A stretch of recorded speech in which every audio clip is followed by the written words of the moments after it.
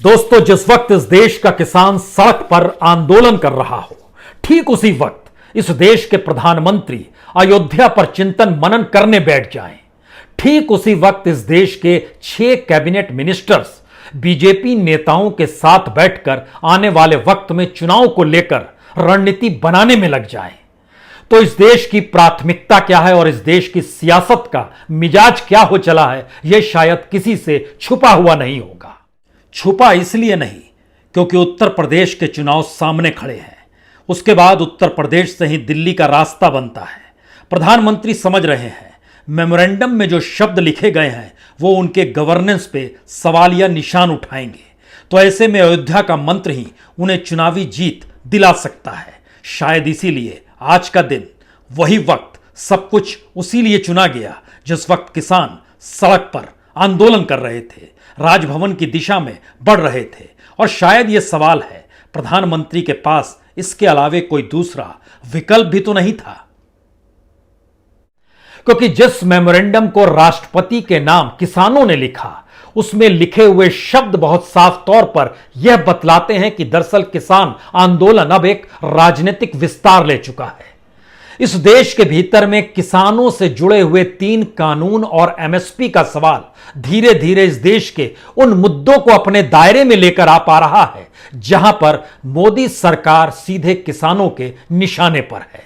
क्योंकि मेमोरेंडम में लिखे हुए शब्द खेती बचाओ लोकतंत्र बचाओ, यह मैसेज राष्ट्रपति तक पहुंचाने के लिए अगर राजभवन का रास्ता किसानों ने चुना तो सरकार ने भी अपने तौर पर आज साफ कर दिया कि उसके लिए महत्वपूर्ण सियासत है, उसके लिए महत्वपूर्ण सत्ता में बने रहना है, उसके लिए महत्वपूर्ण राजनीतिक चुनाव जीतने के लिए उन परिस्थितियों को अपने साथ खड़ा करना है जिन परिस्थितियों को किसान इस देश में बनाना चाहते हैं। दरअसल इसकी बेहद महीन लकीर पहली बार यह नजर आ रही है कि किसान चाहे अनचाहे अपने 7 महीने के आंदोलन का विस्तार करते हुए धीरे धीरे इस देश की तमाम राजनीतिक दलों से जुड़े मुद्दे और इस देश की सामाजिक आर्थिक परिस्थितियों को साथ लेकर चल पड़ा है और उसका दायरा धीरे धीरे बड़ा होते चला जा रहा है। लेकिन दूसरी तरफ सरकार भी इस बात से अनभिज्ञ नहीं है। इसीलिए किसी राज्यपाल या किसी राजभवन तक किसानों को पहुंचने नहीं दिया गया, चाहे वो देहरादून हो, चाहे वो चंडीगढ़ हो, चाहे वो दिल्ली ही क्यों ना हो। लेकिन राजभवन पहुंचकर राज्यपाल से मिलकर उनके हाथों में मेमोरेंडम देने की कोशिशें जरूर हुई। तो पहले इन तस्वीरों को देखिए। इन तस्वीरों के जरिए समझ पाएंगे आप कि दरअसल किसानों को राजभवन जाने से रोका गया और वह किस अंदाज में था। तो राजभवन तक किसान पहुंच नहीं पाए, राज्यपाल के जरिए राष्ट्रपति तक मेमोरेंडम पहुंच ना पाए। इसके लिए जो नजारा नजर आया वो बैरिकेडिंग का था। तो क्या वाकई किसानों ने इस देश के भीतर में एक ऐसी स्थिति पैदा कर दी है जहां पे पुलिस और प्रशासन को बहुत साफ निर्देश दिया गया है कि वह किसी भी हालत में इस देश की सत्ता सरकार पर कोई भी सवाल खड़ा करे तो उसे रोक दिया जाए। क्योंकि जितनी बड़ी तादाद में यह बैरिकेडिंग की गई वो नज़ारा वाकई डराने वाला है। सड़क पर कील भी देखी, सीमेंटिंग भी देखी, पुलिस की मौजूदगी भी देखी, लेकिन इस तरीके से सिर्फ मेमोरेंडम रोकने के लिए। लेकिन किसान रुका नहीं, थमा नहीं, वो आगे बढ़ता चला गया। उसके हाथ में जो मेमोरेंडम था उसमें बहुत साफ तौर पर इन बातों का जिक्र था कि दरअसल किसानों के मशवरे के बने कानून बनाया गया, कानून को पारित भी संसद में बिना वोटिंग के कर दिया गया, कीमत बड़े व्यापारी तय करेंगे, इस स्थिति को लाया गया। फिर से सड़क पर वही बैरिकेडिंग, वही कील, उसी तरीके से वाटर कैनन की स्थिति, उसी तरीके से बड़ी तादाद में पुलिस की मौजूदगी के बीच किसानों को रोकने की स्थिति। लेकिन यह भी समझना होगा, किसान इस हकीकत को जान रहा है कि दरअसल जो कानून है उस कानून से आगे बढ़कर अब समाज के हर क्षेत्र को अपने आंदोलन से जोड़ने की स्थितियां धीरे धीरे बन तो रही है। शायद इसीलिए एक तरफ सत्ता सरकार पुलिस प्रशासन के जरिए बैरिकेड लगाकर और रोकने का प्रयास करती नजर आई, तो दूसरी तरफ किसान हार मानने को तैयार नहीं था। और मोहाली का यह पूरा दृश्य है, चंडीगढ़ के बेहद करीब आता है मोहाली, वहीं पर वाटर कैनन की स्थिति पैदा की गई। और दूसरी तरफ अगर हरियाणा है तो वो पंचकुला का इलाका है, वहां पर भी कमोवेश वही स्थिति। पंजाब में कांग्रेस की सरकार है, हरियाणा में बीजेपी की सरकार है, दोनों की राजधानी चंडीगढ़ में है, दोनों तरफ से किसानों को चंडीगढ़ ही पहुंचना था। लेकिन फिर वही सवाल, मेमोरेंडम के शब्द सत्ता और सरकार को डराते हैं।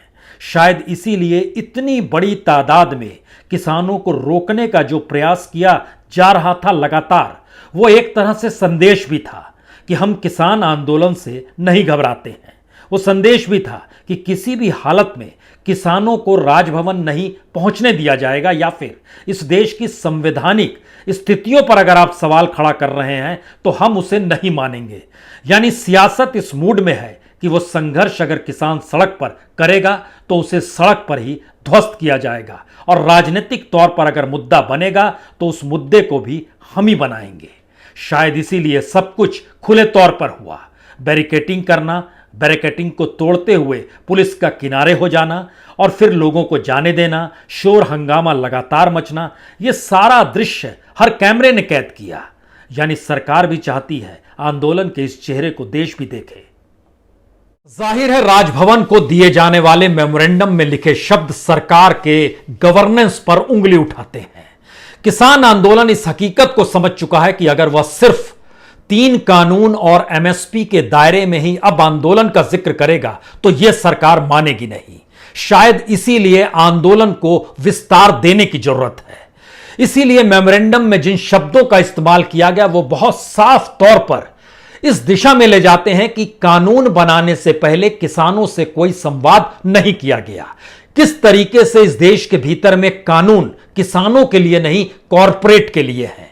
इतना ही नहीं, इस देश की नौकरशाही और पुलिस का इस्तेमाल किस तरीके से आंदोलन को रोकने के लिए किया जाता है, क्योंकि उसमें आंदोलन के रास्ते पत्थर लगाना, सड़कें खोदना, कीलें बिछाना, आंसू गैस छोड़ना, वाटर कैनन चलाना, मुकदमे ठोकना, जेल में बंद किए जाना, और इन सब के बीच इस देश के भीतर में सरकारी गोडाउन्स जो एफसीआई के दायरे में आते हैं उसको भी एक लिहाज से घाटे में पहुंचाकर उसके ठीक पैरेलल में कॉरपोरेट्स के गोडाउन को बनवाना। दरअसल ये एक ऐसी परिस्थिति है जो भारत की किसानी के साथ इस देश की कॉरपोरेट की इकोनॉमी को, कॉरपोरेट को लाभ पहुंचाने की दिशा में ले जाती है।